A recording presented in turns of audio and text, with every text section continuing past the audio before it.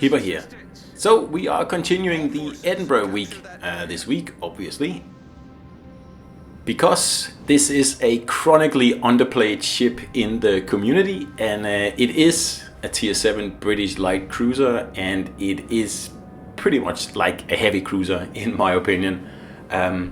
You forego your high explosive shells, but other than that, this is one very capable cruiser, and really I think it's at the moment the best tier 7 cruiser in the game. Now it struggles a bit on big open maps in capture the base mode, particularly Atlantic, because the specialty of Edinburgh, especially with this build here, is to take care of destroyers in particular, and also cruisers, as you'll see in a minute. Battleships are better dealt with from a distance, and that's hard on maps where you don't have a lot of islands to help you position close to the battleships, like Atlantic, for example. So as always, I use my very fast build here to get into the cap right off the bat. I even did it faster than my destroyer, but that's pretty much because he wasn't really ready when the game started, which is a big no-no, by the way, if you play destroyers. Anyway, this York here is preoccupied, so we fire some torps to see if we can't make him turn, because obviously he cannot turn to the right, he'll have to turn to the left, and that means we'll have access to his broadside then. And that is just happy days when you are less than 5 kilometers from an enemy with a nice broadside like this. Just miss out on the citadel there because I was aiming a little bit too high, but we make it work. We get back what we are owed here, and the York is pretty much out of the game already. So this is one way to use your torpedoes to your advantage, because you only have 3. So if you're not sure you're able to take out a ship immediately, like I wasn't with this cruiser here, he could have just turned anyway. That's why I aimed a little bit to his right to then make him turn to the left and expose his broadside. As you see, worked out beautifully. So that's just one way of doing something a little bit different with your torps. So there's a Tirpitz and a Susuya hiding behind this little island here, and someone is capping, so I'm not able to finish my capping job here, which is actually what I wanted to do. And if you see my destroyers, they are not helping at all. There's no spotting going on. They are both sitting, actually all 3 of them are sitting down there in one spot on the map, and that means that I'll have to act pretty quickly here, because with destroyer play like this, it's just a matter of time before the red team gets the upper hand.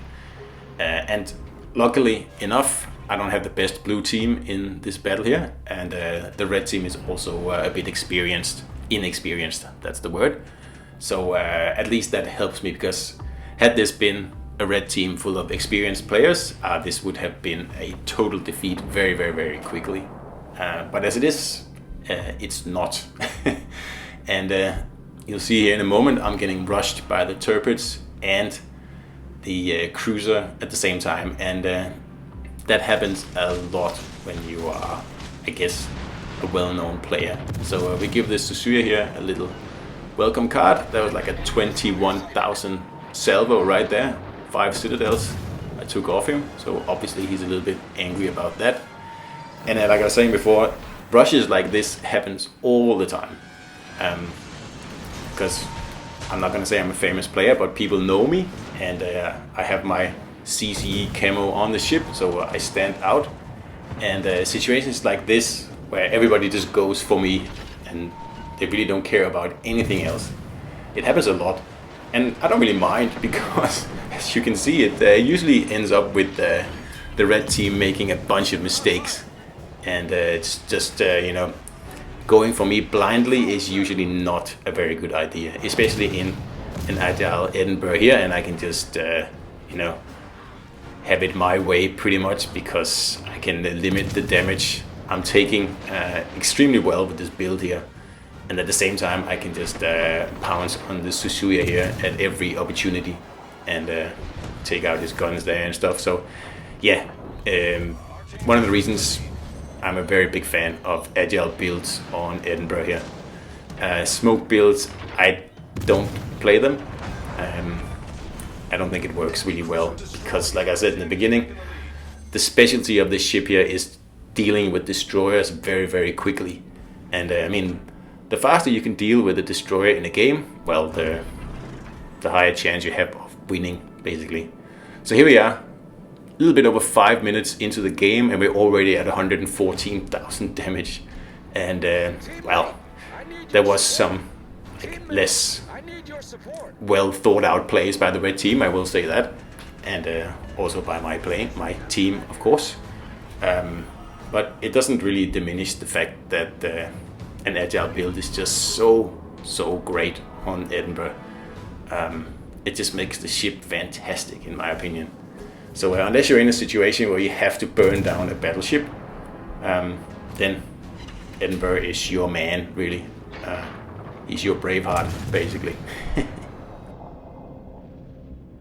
So I'm doing this week of Edinburgh focus to get a few more people playing this ship, because I know lots of you guys have it unlocked and have maybe touched it a few times, and maybe you play it with a smoke build and you don't really think that's a lot of fun, which I can attest to that it's not. So I would highly recommend pop a radar on your Edinburgh. Pop Tennant on as a commander, and if you have a Sure Lane Baltimore, pop her on as an inspiration. If you don't have any of the premium commanders, you can put on Fraser and Müller for extra speed, meaning that your Edinburgh will be able to push more than 40 knots, which is actually quite insane, meaning that you can get into the caps even faster. Of course, you are giving up a little bit of maneuverability, and your rudder will be at around probably just under 3 seconds, which is also like good, but it's not as good as 1.9 seconds, which I have on this build here. And it just makes this ship fantastic. With the small turning radius, the radar and the crazy heels, along with the British acceleration, there's almost no limit to what you can pull off in this ship here.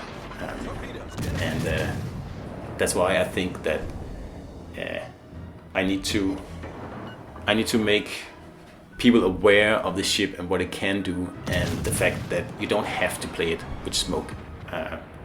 It's not like Minotaur that you will get destroyed if you're not careful without smoke.